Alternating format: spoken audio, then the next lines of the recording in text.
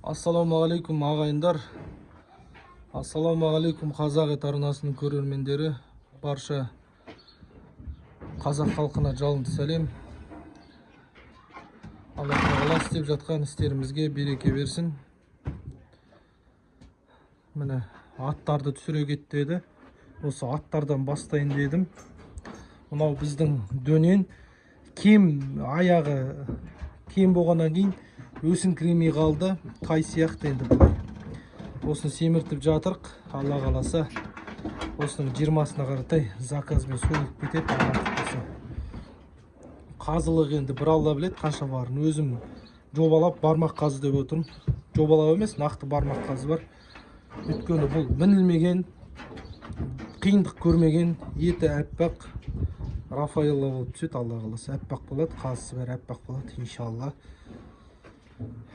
Енді жылқыға келетін болсақ, жылқы дегеніміз қазақ халқының бір маңдайына біткен, барша қазақ халқы емес, барша әлемдегі жылқы сүйер қауымының Алладан келген бір нығметі ғой жылқы деген. Жылқы дегеніміз бұрынғы атам заманнан көлік. Осы жылқының күшімен қаншама соғыстар өткен, осы жылқының күшімен қаншама еңбек, қаншама қызмет болған. Енді жылқы дегеніміз бұл Аллах тағаланың жаратқан бір керемет хайуаны. Бұл жылқының құлағының ұшынан тұяғының ұшына дейін мүше болып есептеледі. Енді басқа әлемдегі адамдарды айта алмаймын. Енді өзіміздің қазаққа халқына келсек, жылқының барлық денесі мүшесі болып келеді. Яғни қонақ шақырсақ, той жасасақ, жылқы сойып, табақ тартып, мүше тартып, қонақ сыйлаған, құда сыйлаған халықпыз. Бізде Қарағандыда Даниярет деген жігіт бар. Сол любой құда будь доволен деген осы жылқының етінен ғой. Енді любой құда будь доволен деп жылқының етін айтамыз енді. Осы жылқының әрбір мүшесі, әрбір еті ол мүше болып табаққа тартылады. Алланың қалауымен жылқы дегеніміз өте бір керемет жануар. Қымызы бар, еті бар, мінгісі бар дегендей. Енді сойылатын жылқы болады, мінілетін жылқы болады, жүйрік болады, үйірде болатын айғыр болады. Жылқының өз әр мақсаты бар. Енді былай қарасаңыздар, бордаққа кіргізіп, бәрін бытырлатып соя беру деген ол болмайды. Көлік және қымыз және тұқым тарататын өзі мықты айғырлар болады. Біздің күндегі жылқымыз осы. Бұл енді құлағын жымитып тістегенді жақсы көреді. Мына жылқымыз көктүйгін семіріп келе жатыр. Бұда толық бармақ қазысы бар. Бармақ қазысы бар.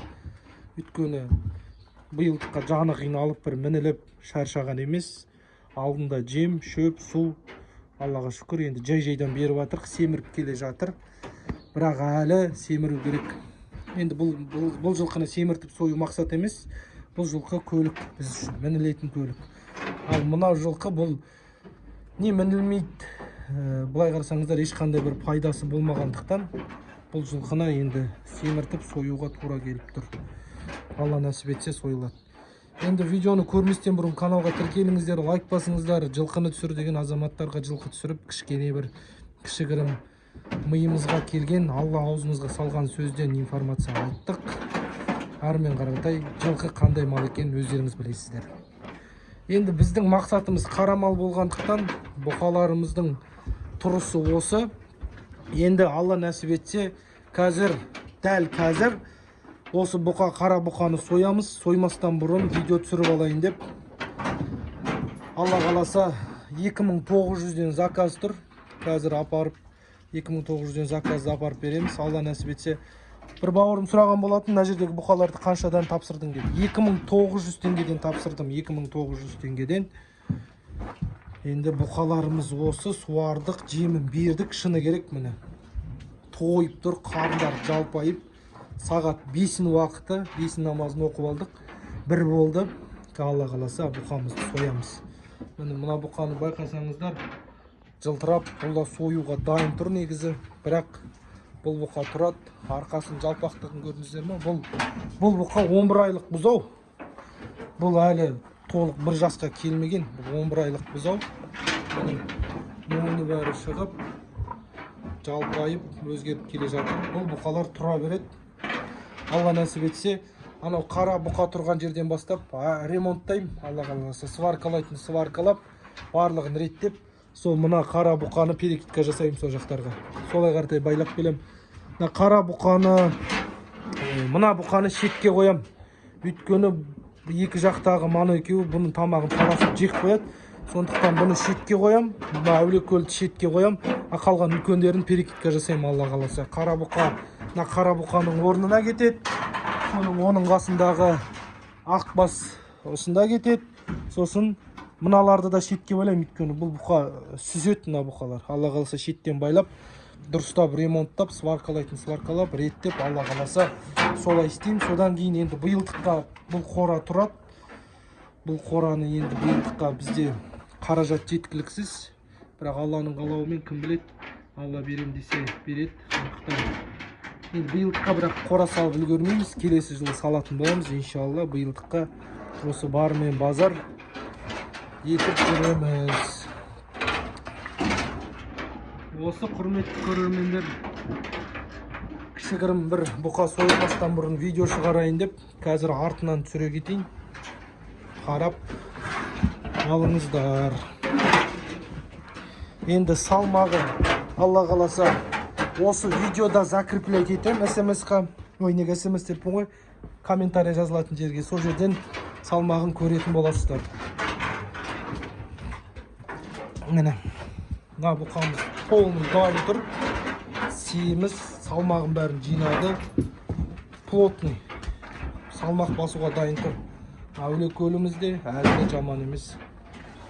Ақбасымызда өздеріңіз білесіздер қандай күймен кірген, саны шықты, арық. Толық 2 айдағы нәтижелері ғой бұқалардың.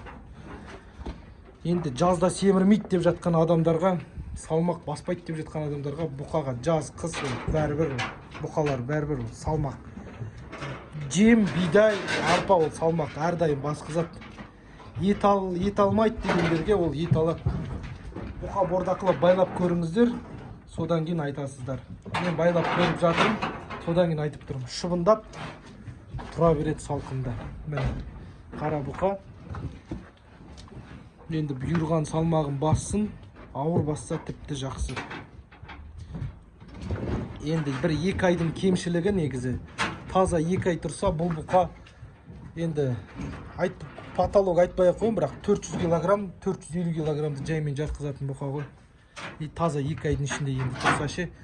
Бірақ алаң қалау солай болып тұр, сойылу керек. Бізге ақша керек. Бізге тиын тебен керек, сондықтан алыну мақсатында сойылу болды, бордаққа қойылу болды. Аллаға шүкір, бордақысын қызығын көрдік. Бордақы бұқа байлап, оның қызығын көру деген өте бір керемет дүние. Оны түсінген адам түсінеді. Жем жейді, жем жегеніне қарап тұрасың, шөп жегеніне, су ішкеніне, тышқан боғына дейін қарайсыз ғой бәрін. Өйткені бұқа өз-өзін қалай сезініп тұр, көңіл күйі қалай, соның барлығын қарау ол бақташының міндеті. Сондықтан біз қазақ мал баққан елміз, тыныш қана жай жатқан елміз. Сол ұранды ұстай отыра, мал бағып, тыныш жатып, отбасымызды асырап, ағайын туысымызға пайдамыз тигізіп, ортаға пайдамыз тигізіп жатыр. Енді мен осының барлығын бастамастан менде мясной магазин, ет магазин ашқан болатынмын. Сол ет магазинде менің алдыңғы мақсатым баю емес, бір қырып баратқан байлық емес.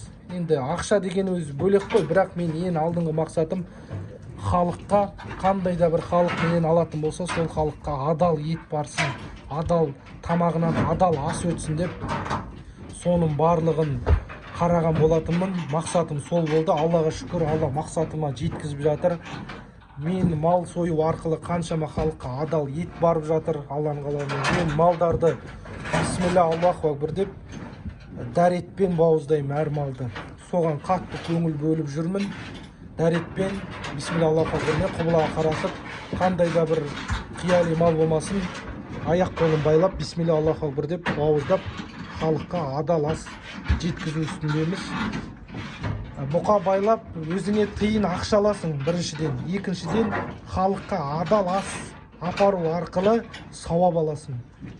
Ол көрінбейтін сауап, оны қаншама ақшаға сатып ала алмайсың. Сондықтан осындай тіршілік істеу үстіндеміз. Өзі Аллах тағала айтқан, кімде-кімнің тәуекел етіп істеген ісі ол берекелі болады деп. Ол тәуекел еткен адамнан бөлек Аллах тағала айтқан, сендер өздеріңнің жеген астарыңа адалдығына қатты мән беріңдер деп. Енді бұл жерде тамақтың дұғаның қабыл болуы дейді ғой, енді астың адалдығы дұғаның қабыл болуы дейді. Сондықтан біз ауызбен тамақ ішеміз, және жүрекпен, ниетпен және ауызбен дұға жасаймыз. Сол аузымыздан адал ас ішу арқылы аузымыздан жақсы дұға шығып, Алланың алдында қабыл болған дұғалардан болады. Сондықтан әр ішкен асымызға абай болайық. Ол қайдан келіп жатыр, оны кім сойып жатыр, соған қатты көңіл бөліңіздер, мән беріңіздер. Және де сұраңыздар, бұл қалай бауыздалып деп. Енді былай қарасаңыздар, адал мал Алланы берген, бірақ ол дұрыс бауыздалмаса, ол арам болады, адал болмайды. Сондықтан соның бәріне көңіл бөліңіздер. Алла нәсіп етсе, алдыда үлкен-үлкен бір ойлар бар. Халыққа бұдан да үлкен мөлшерде адал ас жеткізу деген мақсат бар. Сол мақсатқа бірден емес, жай-жайдан жету біздің ойымыз. Алла қаласа, соғанда жетеріміз иншалла. Каналға тіркеліңіздер, лайк басыңыздар, комментарий жазыңыздар. Әр қазағым бай қуатты болсын. Әр қазақтың шаңырағында ет үзілмесін. Келесі видеода кездескенше аман сау болыңыздар.